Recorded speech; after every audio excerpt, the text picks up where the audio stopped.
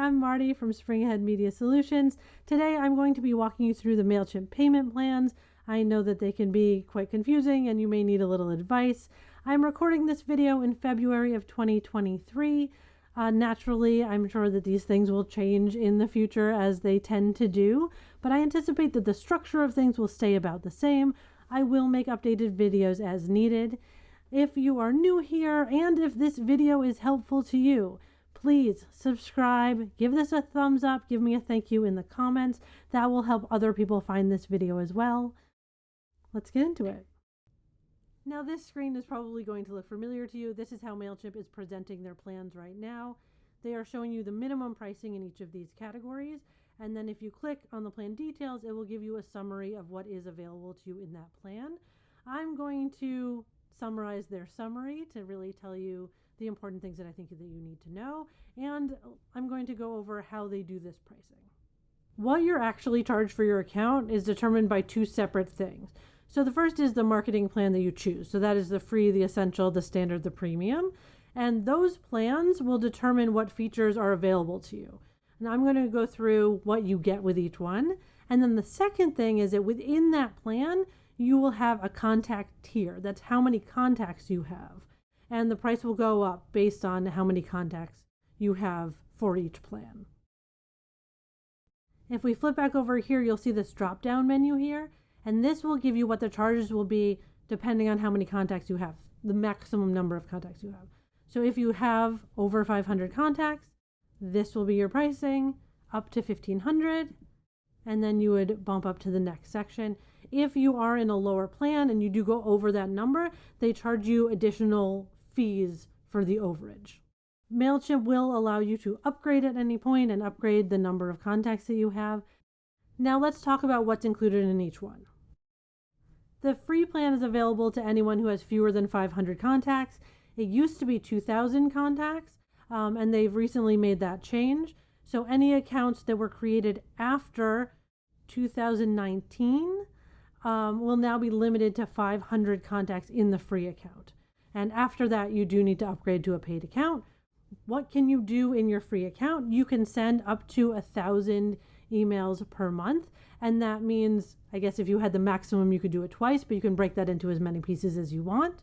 You can use all of the email builders and creators to make your emails. You can access all the reports. You can integrate with any other external programs that you're using. And you can make one automated welcome email. So when someone signs up for your email list, it will automatically send them an email. That's the one automation that you're allowed within this account. So next we're going to talk about the Essentials plan. It starts at $13 a month, up to that 500 contacts. The Essentials plan is definitely a step up from the free plan. It gives you more options, more things to do, but doesn't give you everything. So one of the major things that it gives you is the ability to schedule your emails. In the free plan, you have to hit send at that very moment to have it send. Whereas in the Essentials plan, you can pick for it to go out tomorrow at noon, and it will send tomorrow at noon.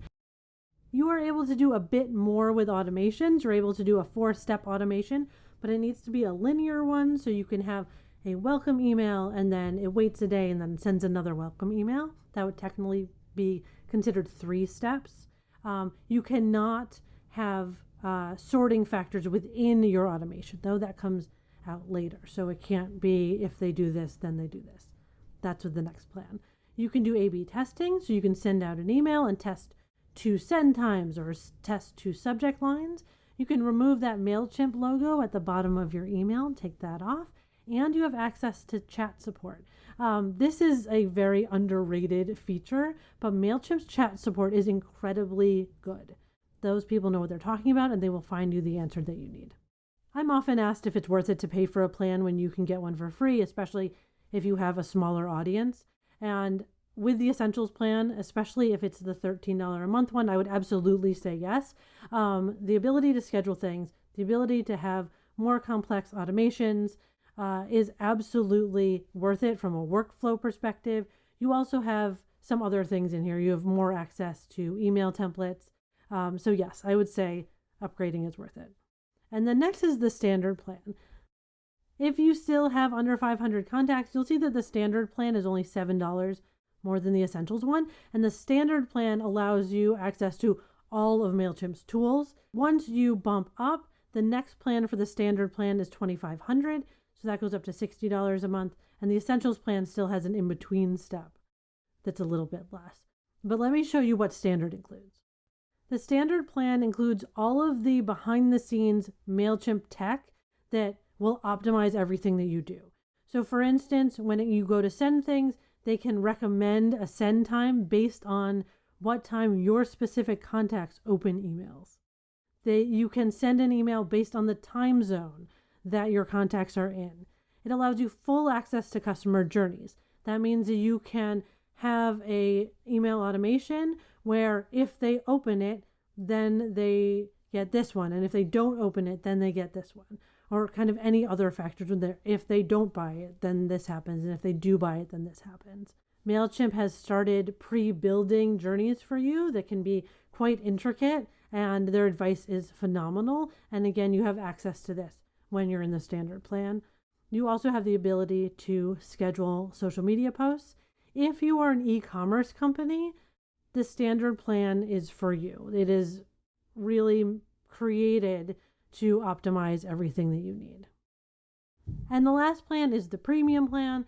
You can see this is significantly more, but that's also because it starts at 10,000 contacts. So if we level out the playing field there, everyone else is at 10,000 as well. I should mention that all of these plans have a contact cap maximum. So the free plan maxes out at 500, which is one people run into more often. The Essentials plan maxes out at 50,000, the standard at 100,000. And then for everyone else who has more than 100,000, the premium is your place. The premium plan is absolutely designed for larger accounts and larger companies. You have an unlimited number of account seats. That's how many logins you can use for a particular account. With Essentials, it's 3, and with Standard, it's 5. So again, with a larger company, you need as many people to have access as you need. You have more options when it comes to testing things. So you can test the content of an email and the subject of an email at the same time, testing many factors. You have a higher ability to run segments, which is your sorting tool and running analytics on your own data. You will also have access to phone support, which is exclusive to this plan. There is no phone number you can call for tech support at Mailchimp if you do not have this plan. Well, there we go. I hope that helped you out. Feel free to leave questions in the comments. Mailchimp does update these fairly often, so it could be that things have changed a little bit as you're looking at them.